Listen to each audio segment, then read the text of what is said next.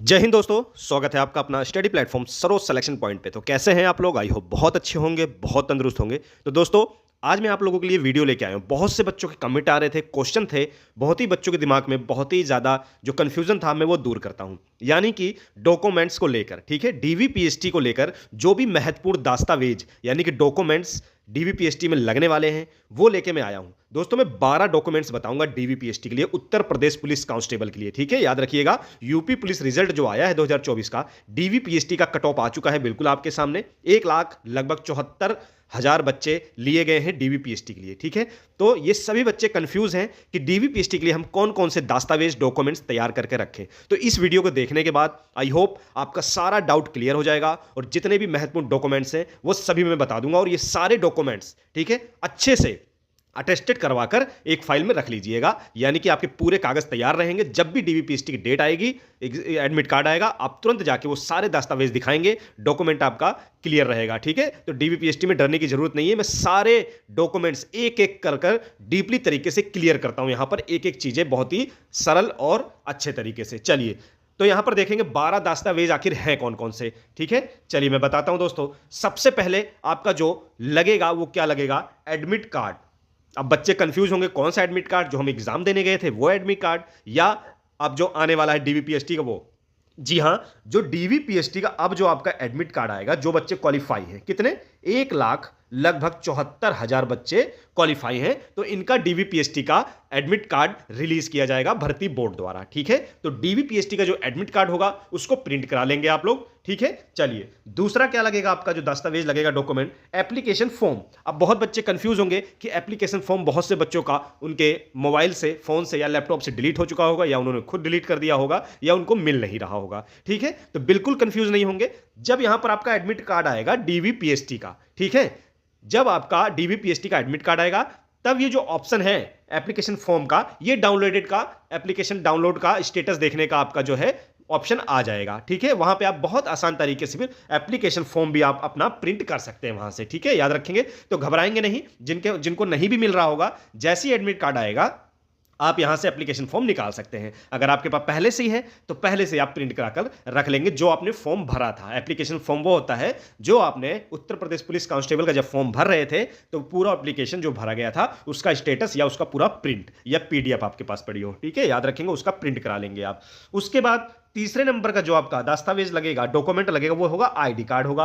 ID card में अब क्या हो सकता है? आपके पास जिस भी प्रकार का भारत सरकार द्वारा आईडी कार्ड हो, यानी कि आपके आधार कार्ड जरूर होगा। आजकल सबसे पहले आधार कार्ड ही होता है, तो आधार कार्ड।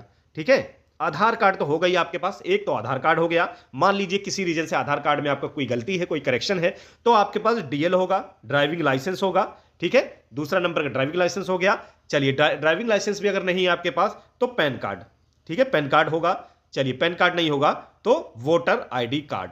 ठीक है, वोटर आईडी कार्ड जिसे पहचान पत्र भी कहते हैं। तो ये 4 आईडिया जो है आपके पास अगर है, इनमें से एक भी आईडी है तो बिल्कुल, एक भी आईडी होगी तो आप लगा सकते हैं। ठीक है, वही आईडी लगाइएगा जिसमें आपकी हाई स्कूल की मार्कशीट में पूरी तरह से वही नाम, वही डेट ऑफ बर्थ, सब चीज हो। ठीक है, तो वही आईडी आप लगाएंगे। ठीक है, जिसमें आपका नाम का करेक्शन हो, या 10वीं की मार्कशीट में आपका कुछ और नाम हो, फादर नेम कुछ और हो, डेट ऑफ बर्थ कुछ और हो, और आधार कार्ड या पैन कार्ड या किसी चीज में आपका डेट ऑफ बर्थ या नाम गलत हो, तो वो आईडी नहीं लगाएंगे। वही लगाएंगे जो आपकी मार्कशीट से बिल्कुल मेल खाती हो। ठीक है, आपके सारे डॉक्यूमेंट से मेल खाता हो, नाम, date of birth, father name, ये सब चीजें। ठीक है, याद रखेंगे। तो ये सब चीजें 4 आईडिया होनी चाहिए, यानी 4 आईडी में से कोई भी एक आईडी आपके पास होनी चाहिए। अब बात आती है चौथे डॉक्यूमेंट्स के बारे में। तो दोस्तों, 10th की मार्कशीट। ठीक है, पहला नंबर तो फोटोकॉपी तो आपको करानी है, यानी कि जितने डॉक्यूमेंट हैं सभी डॉक्यूमेंट्स की फोटोकॉपी आपको करानी है, और 2 से 3 प्रतियां करा लेंगे। ठीक है, एक्स्ट्रा रखेंगे, 2 से 3 प्रतियां आप करा के रखेंगे। उसको अटेस्टेड करवा लेंगे गेस्टेड ऑफिसर से, राजपत्रित अधिकारी से अटेस्टेड करा के एक फाइल बनाकर उसको रख लेंगे, फोटोकॉपी। ठीक है, लेकिन आपको सारे डॉक्यूमेंट्स ओरिजिनल भी अपने पास रखने हैं, क्योंकि आपके ओरिजिनल डॉक्यूमेंट्स भी चेक होंगे। ठीक है, तो ओरिजिनल हाई स्कूल मार्कशीट आपके पास होनी चाहिए।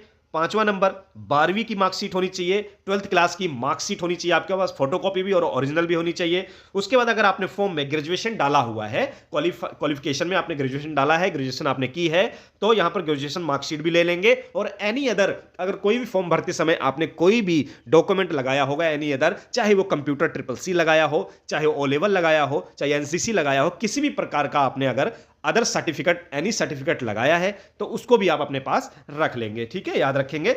उसके बाद दोस्तों 7वें नंबर पे आप देखेंगे 20 फोटो, ठीक है। 20 फोटो मैंने किस लिए यहां पर कहा है दोस्तों, वैसे तो आपकी 10 से 12 फोटोएं लगनी है, पर 20 फोटोएं आप पासपोर्ट साइज एक्स्ट्रा भी अपने पास रखेंगे, ठीक है। हो सकता है किसी कारणवश और भी फोटो वहां पर मंगाई जा सकती है, तो आप फिलहाल पासपोर्ट साइज फोटो 20 रखेंगे अपने पास, ठीक है। लगभग 10 फोटो एक्स्ट्रा अपने पास रखेंगे, ठीक है। चलिए और दस्तावेज देखते हैं कौन कौन से लगेंगे। तो यहां पर आपके 7 दस्तावेज हो गए, ठीक है, फोटो हो गई, ठीक है, 20 फोटो आपको रखनी है। 8वें नंबर पर क्या आएगा, कास्ट सर्टिफिकेट, ठीक है, जाति प्रमाण पत्र दोस्तों आपके पास बिल्कुल होना चाहिए, ठीक है। जाति प्रमाण पत्र आपके पास होना चाहिए, आप चाहे ओबीसी के हो, एससी के हो या एसटी के हो, ठीक है। जाति प्रमाण पत्र आपके पास बिल्कुल दोस्तों होना चाहिए, ठीक है, याद रखिएगा। उसके बाद अगर आप कास्ट में रिजर्वेशन आप ले रहे हैं, उत्तर प्रदेश के निवासी हैं, तो डोमिसाइल सर्टिफिकेट यानी कि दोस्तों निवास प्रमाण पत्र भी होना बहुत जरूरी है। अगर किसी भी तरह का आरक्षण ले रहे हैं, उत्तर प्रदेश के निवासी हैं, तो निवास प्रमाण पत्र भी आपको लेना बहुत जरूरी है, बस इतना समझ लीजिए। यानी कि जो डॉक्यूमेंट यहां पर बता रहा हूं ये तो आपके पास 100% होना ही चाहिए। इसमें से एक भी डॉक्यूमेंट कम हुआ तो आपको बहुत बड़ा नुकसान हो सकता है आप डीवीपीएसटी से बाहर भी हो जाए, ठीक है।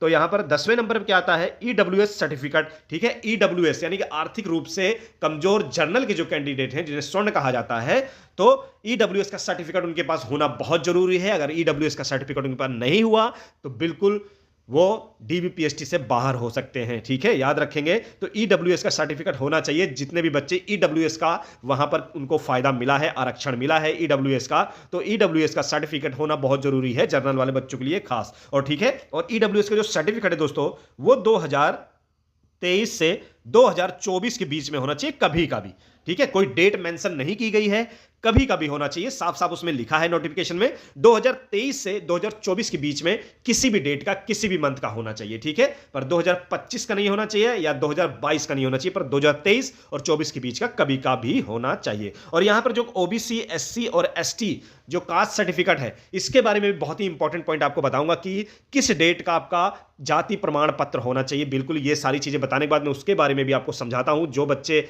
अगर इधर उधर बहक रहे हैं तो सतर्क हो जाइए कि आपको किस डेट का जाति प्रमाण पत्र चाहिए। बहुत ज्यादा पुराना आप दिखाएंगे तो आपको नुकसान हो सकता है, मैं आपको अभी क्लियर कर दूंगा। चलिए 10वें नंबर पर हमारा जो डॉक्यूमेंट है वो क्या है, ईडब्ल्यूएस सर्टिफिकेट हो गया। 11वें नंबर पर क्या आता है, करेक्टर सर्टिफिकेट। करेक्टर सर्टिफिकेट जो है वो हाई स्कूल की मार्कशीट के साथ भी आपको मिलती है। अगर वो नहीं है आपके पास तो आप किसी प्रधान से अपने गांव में, जो आपका गांव में, जिस गांव में आप लगते हैं, ठीक है, या किसी आप सिटी में लगते हैं, किसी पार्षद से या किसी भी नेता से, ठीक है, याद रखिएगा, उनसे क्या कर सकते हैं आप, करेक्टर सर्टिफिकेट अपना बनवा सकते हैं, ठीक है। उनके मोहर वहां लग जाएंगे तो ये करेक्टर सर्टिफिकेट लग जाएगा। पर एक चीज और, ये जो करेक्टर सर्टिफिकेट है दोस्तों फिलहाल अभी डीवीपीएसटी में नहीं लगेगा, ठीक है, पर ये लगेगा। इसीलिए मैंने ये सारे डॉक्यूमेंट्स तैयार करवाए हैं, यहां पर 12 डॉक्यूमेंट्स लिखे हैं। ये लगेगा कब लगेगा, मेडिकल में। कब लगेगा दोस्तों, मेडिकल जब आपका होगा दोस्तों, वहां पर करेक्टर सर्टिफिकेट आपका लगेगा। लेकिन इसको तैयार करके आप रखे रहेंगे, हो सकता है आपका बहुत जल्दी सारी प्रक्रिया जल्दी जल्दी हो जाए, तो इधर उधर भागने की जरूरत नहीं, आप तैयार करके रख लीजिए। फिलहाल आप सारे डॉक्यूमेंट बनवाने जा रहे हैं तो आप एक डॉक्यूमेंट क्यों छोड़ेंगे, उसको भी बनवा के एक्स्ट्रा रख लेंगे। आप बेशक आप फाइल में नहीं लगाएंगे पर उसको बनवा के रख लेंगे, 2-3 फोटो कॉपी उसकी कराकर, ठीक है। तो करेक्टर सर्टिफिकेट फिलहाल डीवीपीएसटी में नहीं लगेगा, मेडिकल में लगेगा, पर इसको बनवा के रखेंगे क्योंकि जरूरी है, 100% लगना इसको भी है, ठीक है। ये भी एक हिस्सा है आपकी प्रक्रिया का, तो ये लगेगा, फिलहाल अभी नहीं पर लगेगा, ठीक है। उसके बाद 12वें नंबर पे क्या आता है, करेक्शन एफिडेविट, ठीक है, संशोधन एफिडेविट होता है। इसको भी बिल्कुल आप बनवा के रखेंगे दोस्तों। किसी प्रकार से किसी के नाम में, डेट ऑफ बर्थ में, फादर नेम में कोई गलती, कोई त्रुटि आती है तो ये जो संशोधन एफिडेविट है आपके बहुत ज्यादा काम आने वाला है दोस्तों, ठीक है, याद रखेंगे। तो इसको बनवा के बिल्कुल रखेंगे, बहुत ही इंपॉर्टेंट है ये। तो संशोधन एफिडेविट जो है, करेक्शन एफिडेविट बनवा के बिल्कुल रखेंगे, ठीक है। तो आपने देख लिया ये 12 डॉक्यूमेंट कौन कौन से हैं दोस्तों, यहां देखेंगे शुरू से। एडमिट कार्ड हो गया आपका, एप्लीकेशन फॉर्म हो गया, आईडी कार्ड हो गया। आईडी कार्ड में जैसा कि मैंने आपको बताया, Aadhaar card, voter card, PAN card या ड्राइविंग लाइसेंस, ठीक है। उसके बाद 10th की मार्कशीट होनी चाहिए आपका, बिल्कुल ओरिजिनल होनी चाहिए। 12th की मार्कशीट होनी चाहिए, 12वीं क्लास की, इंटरमीडिएट की। ग्रेजुएशन आपने डाला है तो ग्रेजुएशन की मार्कशीट होनी चाहिए, या आपने पोस्ट ग्रेजुएट डाला है तो वो भी आप डाल सकते हैं। अगर आपने फॉर्म में सबमिट किया है तो उसकी भी मार्कशीट ले सकते हैं। 20 फोटो में, जैसा कि मैंने बताया, 20 फोटो में एक्स्ट्रा लेंगे, यानी कि 10 फोटो आपकी लगेगी, 10 फोटो आप एक्स्ट्रा लेंगे। 8वें नंबर आता है कास्ट सर्टिफिकेट, यानी कि जाति प्रमाण पत्र, ये आपका होना चाहिए, ठीक है। विशेषकर ओबीसी, एससी और एसटी कैंडिडेट जो हैं इनका तो बिल्कुल होना चाहिए। डेट भी मैं बताऊंगा किस डेट का होना चाहिए। 9वें नंबर पे आपका क्या आता है, डोमिसाइल सर्टिफिकेट यानी कि निवास प्रमाण पत्र। अगर उत्तर प्रदेश के निवासी हैं आप, कास्ट का अगर आरक्षण ले रहे हैं, किसी प्रकार का भी आरक्षण ले रहे हैं, वो चाहिए एज में हो, वो चाहिए आपके मार्क्स में हो, कट ऑफ में हो, तो डोमिसाइल यानी कि निवास प्रमाण पत्र होना बहुत जरूरी है। बस इतना याद रख लेंगे आप। जनरल कैटेगरी के लिए कोई बहुत ज्यादा जरूरी नहीं है निवास प्रमाण पत्र, और अदर स्टेट के जो कैंडिडेट हैं उनके लिए भी कोई महत्वपूर्ण नहीं है, क्योंकि उनका जनरल में ही उनका कट ऑफ बनता है, तो उसके लिए निवास प्रमाण पत्र की जरूरत नहीं है, ना कास्ट ना निवास की। ठीक है, याद रखेंगे। चलिए, और यहां पर देखेंगे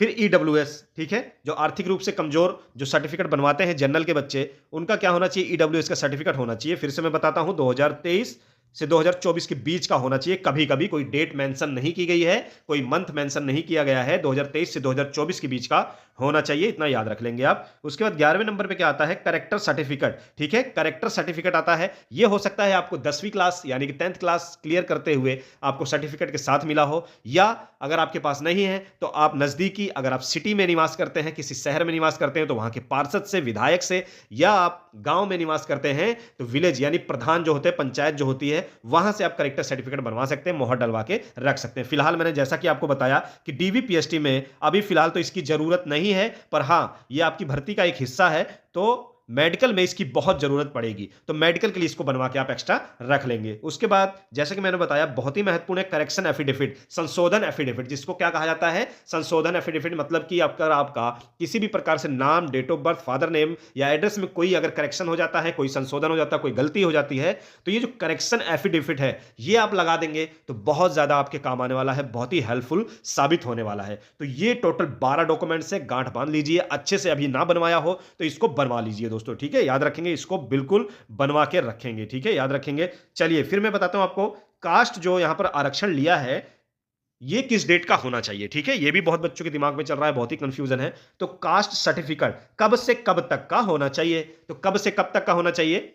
चलिए बात कर लेते हैं पहले ईडब्ल्यूएस की। तो ईडब्ल्यूएस का जैसे मैंने बता दिया 2000, ठीक है, 2000 यहां देखो लिखा हुआ है 2023 से 2024। ठीक है, किसी भी डेट का, किसी भी डेट का यहां पे कुछ मेंशन नहीं किया गया है किस मंथ में, किस डेट में, तो 2023 से 2024 में किसी भी डेट का होना चाहिए, किसी भी मंथ का होना चाहिए। ठीक है, ये ईडब्ल्यूएस के बच्चों के लिए खासकर है। अब बात आती है ओबीसी के लिए, सबसे इंपॉर्टेंट है ओबीसी। ठीक है, पिछड़ा वर्ग के लिए बहुत इंपॉर्टेंट है। ओबीसी के बच्चे सबसे ज्यादा हैं, तो याद रखेंगे ओबीसी के बच्चे, इस चीज को नोट डाउन करिएगा। तो ओबीसी के जो कैंडिडेट है इनका 1 अप्रैल 2023 से 16 जनवरी, यानी कि फॉर्म भरने की जो लास्ट डेट थी वो थी 16 जनवरी 2024। ठीक है, 1 अप्रैल 2023 से 16 जनवरी 2024 के बीच का होना चाहिए ओबीसी के जितने भी कैंडिडेट हैं इनका कास्ट सर्टिफिकेट, वरना इनको आरक्षण में बहुत बड़ा नुकसान हो सकता है। याद रखेंगे, जनरल में क्वालिफाई करना पड़ेगा या हो सकता है प्रक्रिया से बाहर भी कर दिया जाए। तो 1 अप्रैल 2023 से 16 जनवरी 2024 के बीच का होना चाहिए। ठीक है, 16 जनवरी के बाद का अगर होगा, 16 जनवरी 2024 के बाद का होगा, तो यह समझ लीजिए 16 जनवरी 2024 के बाद का नहीं चलेगा। ठीक है, आपको नुकसान हो जाएगा। अब बात आती है एससी की, एससी और एसटी कैटेगरी की। तो 16 जनवरी 2024 के पहले, ठीक है, यानी कि फॉर्म भरना, यानी फॉर्म लास्ट डेट क्या थी 16 जनवरी, तो फॉर्म भरने के लास्ट डेट से पहले का कभी भी हो। ठीक है, 2024 16 जनवरी 2024 के बाद का नहीं होना चाहिए, पर 16 जनवरी 2024 के पहले का, वो चाहे 23 का हो, 22 का हो, 21 का हो, 20 का हो। यहां तक कि एससी में क्या होता है, 2 से 3 से 4 साल तक पुराना भी चल जाता है, कोई यहां पर दिक्कत नहीं आती है फिलहाल, लेकिन बहुत ज्यादा पुराना नहीं होना चाहिए। ठीक है, 2 से 3 साल 4 साल पुराना होगा वो चल जाएगा, पर बहुत ज्यादा पुराना नहीं होना चाहिए। ठीक है, तो यहां पर 16 जनवरी 2024 के पहले का होना चाहिए, बाद का नहीं होना चाहिए। ठीक है, याद रखेंगे दोस्तों। तो ये था कास्ट सर्टिफिकेट में जो भी कंफ्यूजन है, आई होप यहां पर आपका दूर हुआ होगा। अब बहुत से बच्चों को कंफ्यूजन है, क्या सेकंड डीवीपीएसटी मेरिट यानी कट ऑफ आएगी। ठीक है, आएगी तो पॉसिबिलिटी क्या हो सकती है, चलिए मैं बताता हूं किस प्रकार से आ सकती है। चलिए यहां पर मैं आपको दिखाता हूं। ठीक है, याद रखेंगे सभी बच्चे। यहां आप देखेंगे दोस्तों, पहली बात तो जो डीवीपीएसटी की फर्स्ट कट ऑफ आई है वो क्या गई है पहले देख लेंगे। अनारक्षित यानी जनरल जो कैटेगरी है इनकी कितनी गई है, 214 गई है।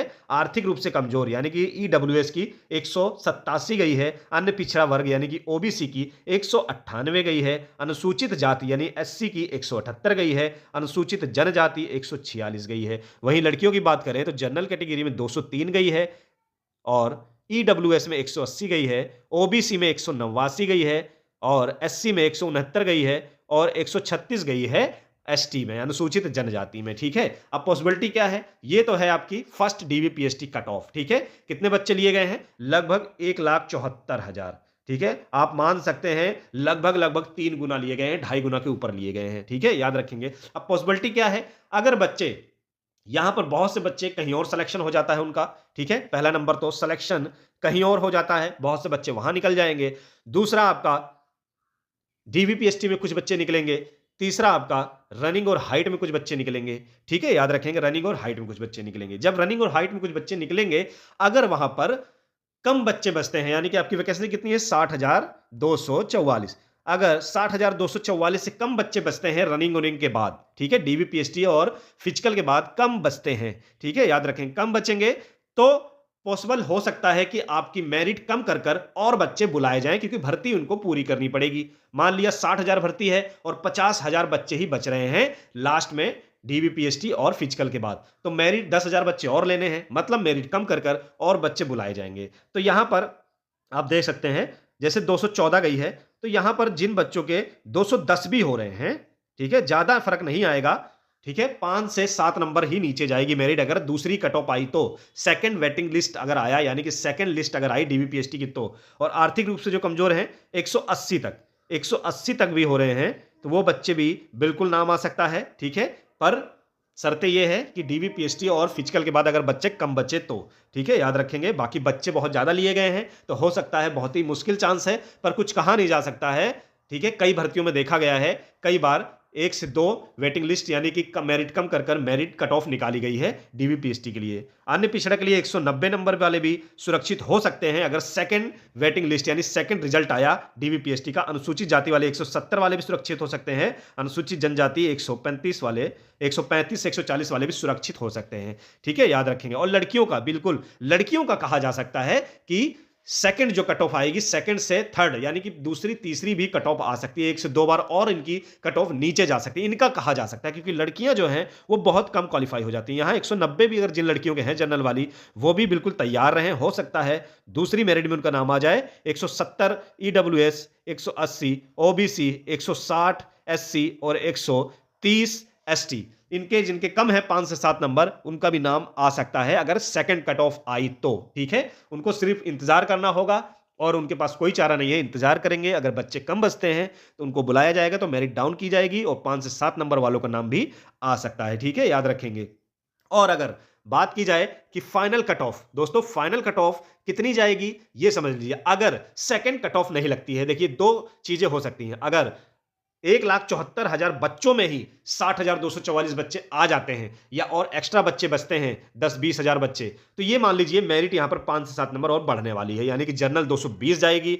फिर आर्थिक रूप से कमजोर जो बच्चे 187 से उनकी 195 जा सकती है। अन्य पिछड़ा वर्ग जो है 198 से 205 जा सकती है। अनुसूचित जाति 178 से 185 जा सकती है। अनुसूचित जनजाति 146 से 150 या 152 भी जा सकती है। अगर यही फर्स्ट कट ऑफ में 1,74,000 बच्चों में ही अगर बच्चे आ जाते हैं, या 10-20 हजार बच्चे ज्यादा बचते हैं, तो उनको निकालने के लिए मेरिट बढ़ाई जाएगी। जाहिर सी बात है मेरिट बढ़ेगी, पर ज्यादा नहीं बढ़ेगी, 5 से 7 नंबर ही बढ़ेगी, क्योंकि वैसे ही मेरिट काफी हाई जा चुकी है इस बार पिछली भर्ती की अकॉर्डिंग। और लड़कियों की बात करें तो जिनका इनकी मेरिट बिल्कुल नहीं बढ़ेगी, इसकी मैं गारंटी ले सकता हूं।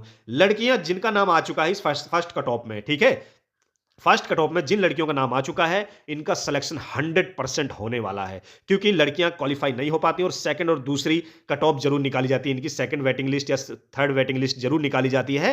तो जिन लड़कियों को फर्स्ट में नाम आ गया है फर्स्ट कट ऑफ में, तो इनका एक ही चीज है, ये फिजिकल की तैयारी करें और फिजिकल में क्वालिफाई कर जाएं। 100% इनकी वर्दी पक्की है, इनका सिलेक्शन 100% पक्का है। बस अब ये जो लड़कियों का नाम आ चुका है, इनको क्या करना है, बस फिजिकल की तैयारी करिए, जोरों से लग जाइए, रनिंग निकाल दीजिए, आपकी वर्दी पक्की है 100%। आपको मेरिट बढ़ने, जिन बच्चों के बिल्कुल कट ऑफ पे नंबर होंगे, 203 भी जिस लड़की के नंबर हो रहे होंगे जनरल वाली के, एक नंबर भी ज्यादा नहीं बढ़ेगी, ये समझ लीजिए, कम ही जाएगी, ज्यादा नहीं बढ़ेगी। आपका सिलेक्शन पक्का, बस रनिंग के लिए आप बिल्कुल क्वालिफाई कर जाइए, फिजिकल आप निकाल दीजिए, आपका सिलेक्शन पक्का है। ठीक है, तो आई होप दोस्तों मेरी दी हुई जानकारी से आप संतुष्ट हुए होंगे। और भी महत्वपूर्ण जानकारियां मैं लेके आऊंगा उत्तर प्रदेश पुलिस कांस्टेबल से related, Uttar Pradesh police SI से रिलेटेड। हमारे साथ ऐसे जुड़े रहिए। अगर नए हैं तो सब्सक्राइब जरूर करिएगा। जानकारी अच्छी लगी हो तो लाइक करिएगा, अपने दोस्तों को शेयर करिए ताकि उनका भी कंफ्यूजन दूर हो जाए। दोस्तों चलिए फिर मिलेंगे नेक्स्ट वीडियो में एक अच्छे और मोस्ट इंपॉर्टेंट टॉपिक के साथ। तब तक जय हिंद।